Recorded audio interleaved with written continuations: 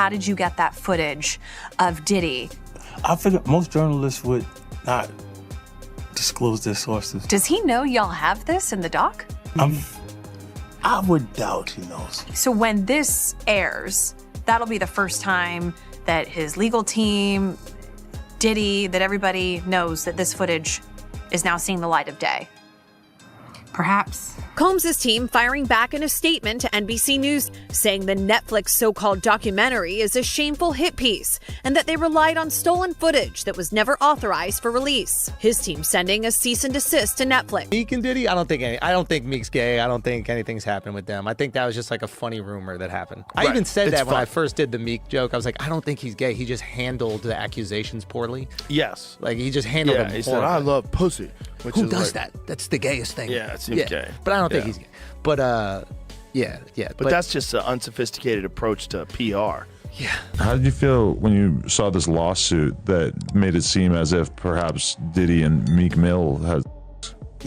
Why would they not have sex when they're gay rappers? Do you think Meek Mill's gay? We all know he's gay. Right when the Diddy and Meek Mill drama looked like it was starting to die down, an alleged new video dropped and reignited the whole conversation. Now 50 Cent and Joe Rogan are getting dragged into it, and people are going back through old clips, old moments, and questions that never really got answered. So what's actually got everyone talking again? And could this shift the way people see Meek's connection to Diddy? The buzz this time centers on supposed leaked footage that has people combing through years of old content involving Meek and Diddy.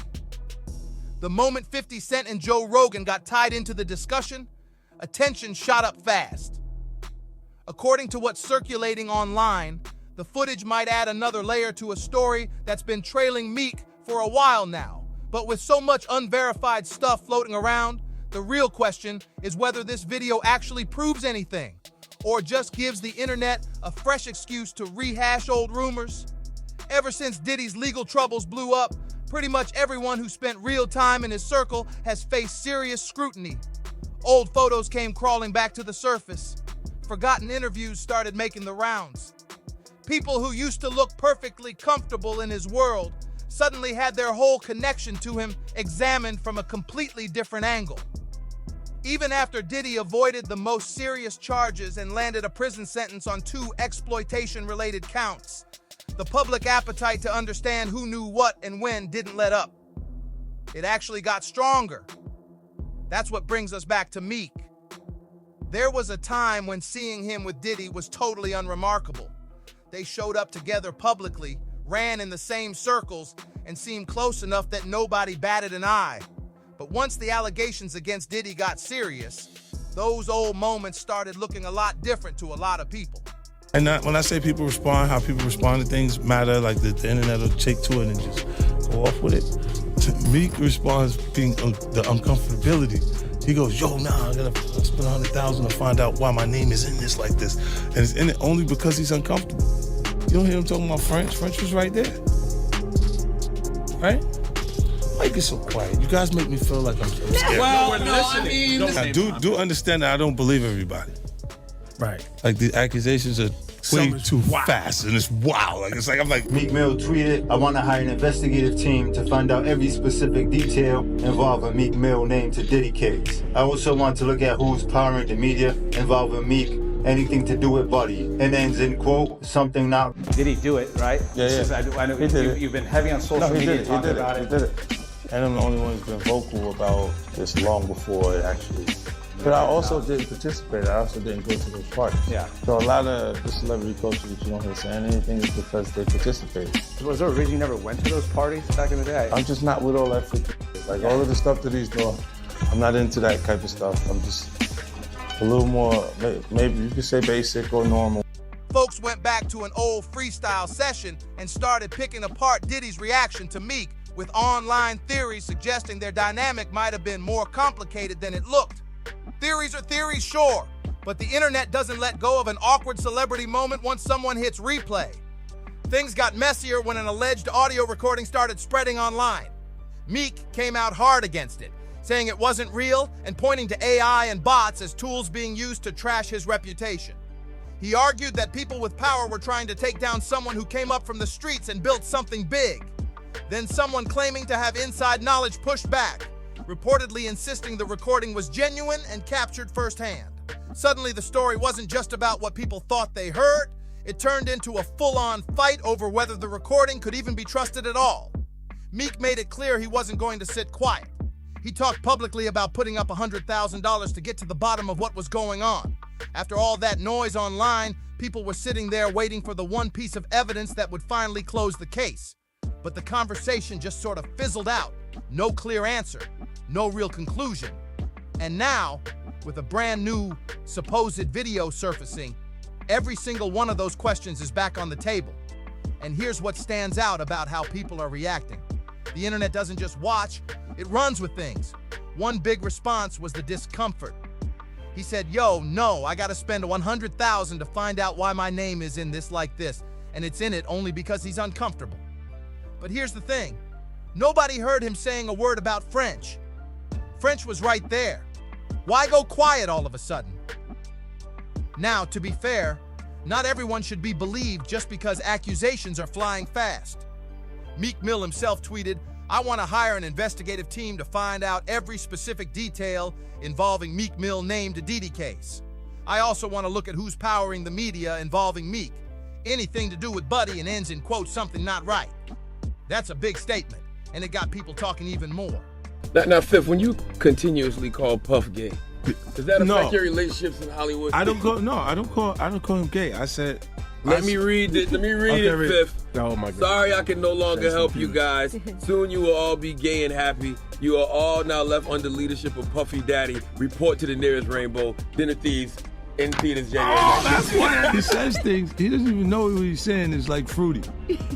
You know what I'm saying? Like he says something fabulous and he goes, yo, but me and you, we ain't party. Like we need to party. What is he talking about? That's the kind of stuff that when people say that to me, I get a little uncomfortable. I get uncomfortable. Like he said something to me one time, a long time ago, at Chris Lighty's wedding. He told me he'd take me shopping. I looked at him like, what'd you just say? Let me move, man, before I do something. You're gonna make me mess up the wedding. Oh, that's a nice gesture. Let me get out of no, dude, take me. That's what a guy says to a girl. Some viewers feel like the new footage backs up what was already being said. Others think people are just connecting dots that don't actually connect, simply because they already made up their minds. Either way, 50 Cent and Joe Rogan getting pulled into the reaction gave this whole old controversy a fresh wave of attention. To really understand why people keep circling back to Meek and Diddy's relationship, you've got to rewind to one specific night in Las Vegas. Diddy reportedly threw Meek a massive birthday party 3 days after his actual birthday. The timing lined up perfectly with a major fight weekend, when Vegas was already loaded with celebrities and industry heavyweights. The party reportedly went down inside a huge Parisian-style mansion that ran over $25,000 just to rent for the night, and throughout the whole evening, Diddy apparently kept Meek close. They were spotted in coordinated fits, moving through the party together, almost like Diddy wanted every single person in that building to see Meek as one of his guys.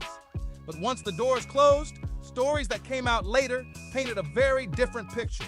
Insiders claimed dancers were moving through the mansion, substances were being passed around, and the whole atmosphere turned increasingly chaotic as the night went on. By the early morning hours, the party was reportedly done, but the property was allegedly left in rough shape. Accounts describe broken bottles, stained bedding, and even unexplained blood found inside the mansion. Those details alone sent theories into overdrive, even though none of it directly puts Meek in the middle of whatever caused that mess. What really got the rumor mill spinning was the story about how Meek supposedly walked out of that party. Some witnesses said he came rushing out looking shaken, with a few people even claiming he looked hurt or like he was bleeding. There's no verified public evidence that confirms exactly what went down behind those closed doors. But that hasn't stopped people from tying the story to the alleged footage that's been making its rounds online. To a lot of people, the supposed video raises the same ugly questions about pressure, control, and whether lines were crossed without consent. Meek's own statements didn't exactly calm things down either. At first, he pushed back hard against any narrative linking him to Diddy's alleged private behavior. Then later, He admitted to being around some wild scenes while insisting he kept his distance from anything he considered off. His position was basically that being in Diddy's orbit didn't mean he was involved in everything going on around him. That's a fair distinction to draw. But once people started noticing what they felt were shifts in his story, the internet kicked into full detective mode. And you know how that goes. Once people catch the scent of a mystery, every old video clip suddenly becomes a clue in somebody's theory. Photos of Meek and Diddy together resurfaced. Oh, nah, shit got my, oh, there we go. Oh, it may be, yeah. Stop playing. Big Draco, big love. Yeah. All 2021. Old interviews got replayed. Jokes got ripped out of context and analyzed frame by frame. Even footage of Diddy affectionately calling Meek Daddy, something a lot of people once laughed off as harmless, started hitting very differently once the allegations against Diddy became public. Moments that barely got a second look years ago suddenly had people dissecting every word. What's up, King Son? Man, you doing it, man. You deserve it, Daddy. You putting in that work. Proud of you. I love you. Yeah. That's also a big reason why questions about the alleged audio never fully went away. Meek publicly denied it and talked about wanting to clear his name. But critics kept asking why there was never a formal public investigation that put the whole thing to rest once and for all. Then Diddy's legal troubles blew up completely, and a lot of people who had been close to him started putting serious distance between themselves and the fallout. And right along with all of that came this clip that started circulating with someone describing what they say they witnessed at one of Diddy's events. All the champagne was spiked, son. Like all the champagne was spiked. Everybody was passed out. I don't drink. So I was playing that off like I don't drink. I smoke. Like I smoke and I had my own weed, but like everybody was passed out. Yo, Diddy had that man in the room. Look. Yes. I put my ear to the door and I brought the phone because Diddy started going in overdrive. I ain't know what was going on, but I just heard slapping against cheeks. I heard struggling. I heard being like, yeah, Daddy. Like when he started all that daddy this and daddy that. And then I heard some hollering and struggling like, yeah. I kept the phone there and I recorded all that because I was like, this Diddy. So I'm finna put the squeeze on and get me a couple dollars. Nobody believed the video was real at first. But once it spread, everything changed fast. Old posts started vanishing. Past relationships got minimized. And suddenly people who used to be close to Diddy were falling over themselves to explain how little they actually knew him. What's up, King Son? Man, you doing it, man. You deserve it, Daddy. You putting in that work. Proud of you. I love you. Yeah. What the f was going on? But I just heard slapping against his cheeks. I heard niggas struggling to take it. I heard niggas being like, yeah, Daddy. Like when he started all that daddy this and daddy that, and then I heard some hollering and struggling like, yeah, I kept the phone there and I recorded all this. Meek got pulled into that same conversation, and now that another alleged clip has surfaced, the internet is back to debating whether those old Vegas stories were ever just rumors, or if something deeper was always going on. As the speculation kept building, Meek got louder about putting distance between himself and anything connected to Diddy's alleged behavior. He called out blogs and social media pages for using his name as clickbait, and made it clear that being in the same room as someone doesn't mean you're part of what they're doing behind closed doors. He even leaned into the whole no Diddy joke publicly, seemingly trying to kill the rumors with humor. But every time he responded, he just handed the internet more to pick apart. Things got messier when Meek started acknowledging that he had actually been around some wild situations. He talked about seeing drug use and chaotic party environments while drawing a hard line between witnessing something and actually taking part in it. His argument was straightforward enough, but because his tone had shifted from flat denials to something closer to admission, critics immediately started asking why he was now placing himself near the very situations he used to brush off completely. On other live streams, viewers caught a different side of him entirely. He opened up about growing up in the streets, carrying a felony record, going back to prison, and spending years grinding to rebuild who he was. During one heated Halloween run-in with police, Meek got visibly frustrated while recounting how law enforcement had previously separated him from his kids and embarrassed him in public. The officers pushed back, saying they were just doing their jobs and that whatever happened before had nothing to do with them. He apologized for how he handled that part of the exchange, but the pain behind it was obvious. He also brought up his criminal justice reform work and his push to change laws, making clear those experiences weren't just talking points for him. They were personal. That emotional honesty is what later gave online commentators a different lens for his comments about powerful industry circles. He reportedly described being brought into exclusive trips, private gatherings, and environments he may not have fully grasped when he was younger and still trying to climb.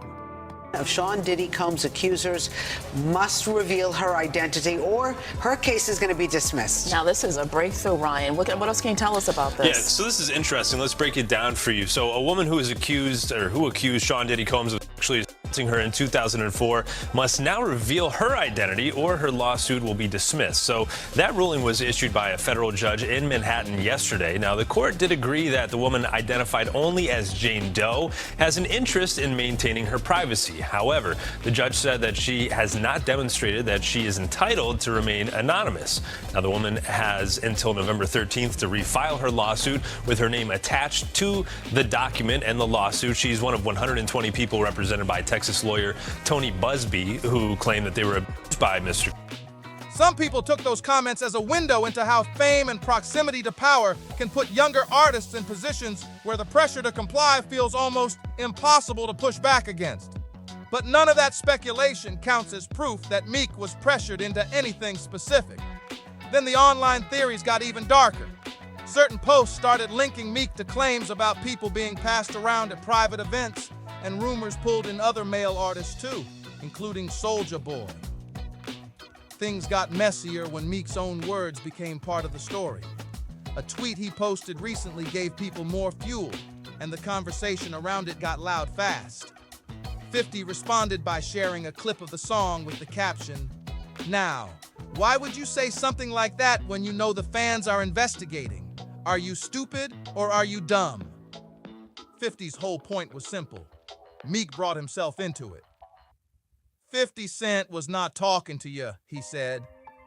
He even pointed out that Meek typed the whole thing with 0 punctuation, which he read as Meek being emotionally rattled. The message was basically, you could have let that slide right past everybody, but you didn't. Meek called 50 something close to a fed, and 50 fired back with a shot about Meek's son.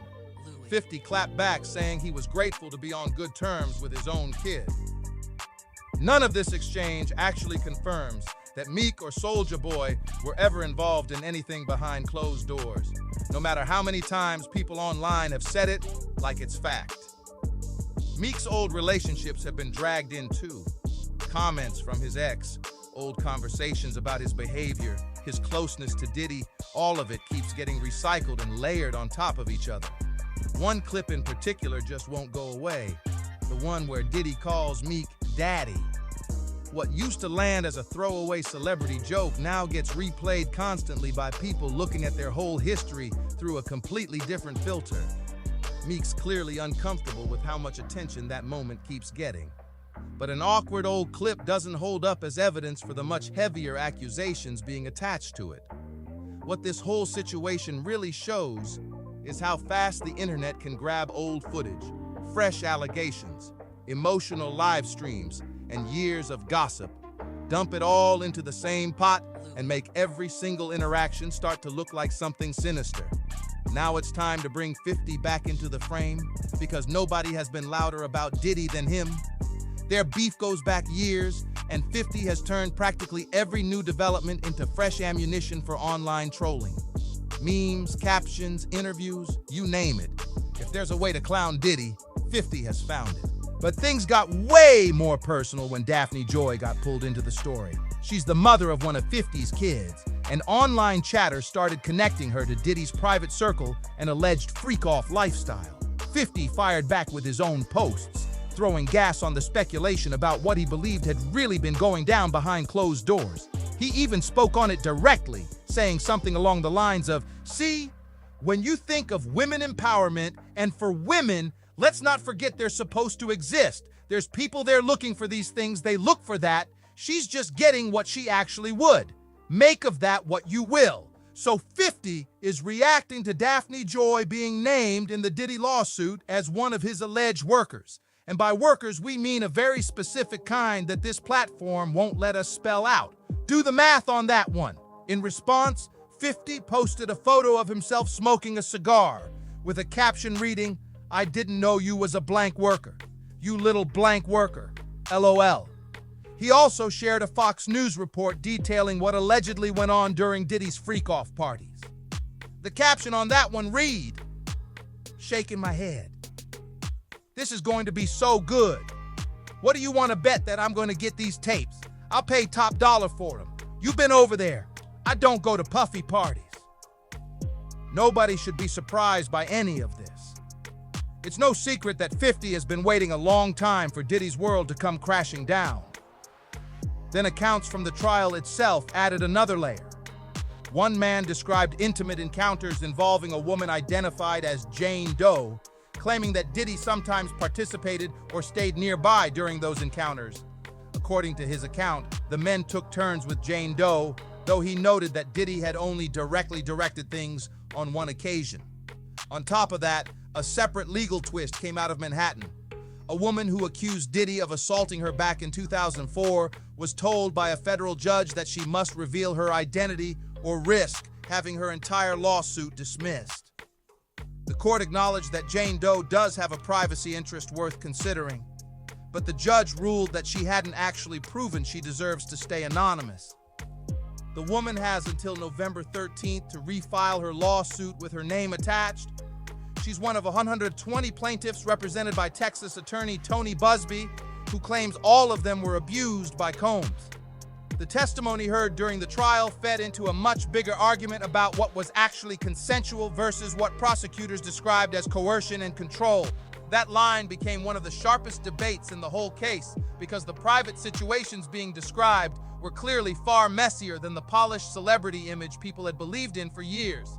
50 Cent is reacting to his ex-girlfriend and baby mama Daphne Joy being named in the Diddy lawsuit. In case you're unaware, Daphne was named as one of Diddy's workers. And by worker, I mean a very specific type of worker that I cannot state on this app because this video will get taken down. I'm sure you can do the math. In response, 50 posted this picture of himself smoking a cigar. In the caption, he says, "I didn't know you was a blank worker, you little blank worker, LOL. Yo, this is a movie." 50 also shared a screenshot of a news report from Fox that you can pause to read, detailing alleged activity that was going on during Diddy's freak-off parties. In the caption, 50 says, "Shaking my head, this is gonna be so good. What do you want to bet that I'm gonna get these tapes? I'll pay top dollar for them. You've been over there. I don't go to puffy parties." It's no secret 50 Cent has been waiting for the downfall of 50 Cent has been pretty upfront about why he keeps talking about Diddy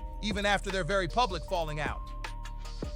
When someone asked if anything in the case shocked him, his answer was basically, not really. His take was that Diddy had enough influence to shape his own public image for a long time, especially whenever cameras were nearby. 50 pointed out that celebrities at that level can start thinking they control what the world ever gets to see. When the conversation shifted to whether Diddy's actions could hurt hip-hop as a whole, 50 didn't hold back. He said staying quiet could make it look like the culture co-signed what was being alleged. Speaking out was his way of drawing a line between hip-hop and one person's behavior. Then came the clip people couldn't stop talking about. Someone asked 50 directly, "When you keep calling Puff gay, does that affect your relationships in Hollywood?" And 50 pushed back fast. "I don't call him gay." He then read aloud a message he'd apparently sent, something about people soon being gay and happy, telling them to report to the nearest rainbow and taking shots at Diddy's leadership. It was wild. He kept going, saying Diddy uses words like fabulous and fruity without even realizing how he sounds. Then 50 shared something that happened a long time ago at Chris Lighty's wedding. He said Diddy came up to him and told him he'd take him shopping. 50 said he looked at him like, "What did you just say?" and had to physically move away before things got awkward. "You're going to make me mess up the wedding," he said, adding that's the kind of thing a guy says to a girl, not to him. Now Netflix is dropping footage that's never been seen before. Video of Sean Combs filmed just days before his 2024 arrest on charges of trafficking. The footage is part of a 4-part documentary series called Sean Combs, The Reckoning, set to premiere on Tuesday. And the question everyone's already asking is a simple one. How did they actually get that footage? Most journalists aren't going to give up their sources. When asked whether Combs even knew the footage existed in the doc, the answer was pretty clear. Probably not. So when this documentary dropped, that was likely the first time his legal team found out the world was already watching. Combs's people didn't stay quiet. They fired back at NBC News with a statement calling the Netflix film a shameful hit piece, claiming it was built on stolen footage that was never cleared for release. They sent a cease and desist straight to Netflix. Inside the courtroom, things were getting complicated fast. During testimony from Jane Doe, reporters noted she described a deeply emotional attachment to Diddy and spoke about an intense, intimate relationship that brought the word consensual back into the room. Prosecutors, though, weren't letting that word carry the whole argument. Their position was that one person's willingness at the start of something doesn't define the full picture. The courtroom was wrestling with something way more layered than the internet's favorite good or bad breakdowns. And now 50 Cent is getting dragged into the middle of it, specifically around the alleged Meek Mill footage. Given how long 50 and Diddy have been at each other's throats, nobody was surprised people started watching his every move. Online commentators started connecting the supposed footage to a wider pattern, one involving powerful celebrity circles, private gatherings, and behavior that has been a recurring thread throughout Diddy's entire legal saga. Joe Rogan pulled the story into his world too, giving it a massive new audience and sending people scrambling back through old footage and interviews looking for answers. In one clip, 50 spoke directly about it. "Did he do it? I know you've been heavy on social media about it." He responded, "I'm the only one who's been vocal about this long before it actually came out. But I also didn't participate. I also didn't go to those parties. So a lot of the celebrity culture that you don't hear saying anything is because they participated." When asked why he never went to those parties, he said, "I'm just not with all that freaky stuff that these people do. I'm not into that type of stuff. I'm just a little more, maybe you could say, basic or normal." Social media, of course, went in hard. Some users started pulling up 50's old comments about Daphne Joy and questioned whether he knew more about her alleged Diddy connection than anyone realized at the time. Others flipped the criticism right back at him, pointing out that Daphne is the mother of his child and asking what his public attacks on her say about their own history together. Then the reactions to the supposed Meek recording started rolling in, with some listeners claiming they could actually hear discomfort or resistance somewhere in the audio. No recording has been officially verified, no claims have been fully confirmed, and the internet's interpretations alone can't tell us what really went down between these two. So where do you land on all of this? Does the alleged footage line up with how you've always seen Diddy and Meek Mill's relationship? Or is the internet just stitching together dots that were never meant to connect? And what about 50 Cent and Joe Rogan throwing their opinions into the mix? Does their take change anything for you? Drop your thoughts in the comments below because this conversation is just getting started. If you want more celebrity tea served fresh, hit that subscribe button and don't sleep on what's coming next. See you in the next one.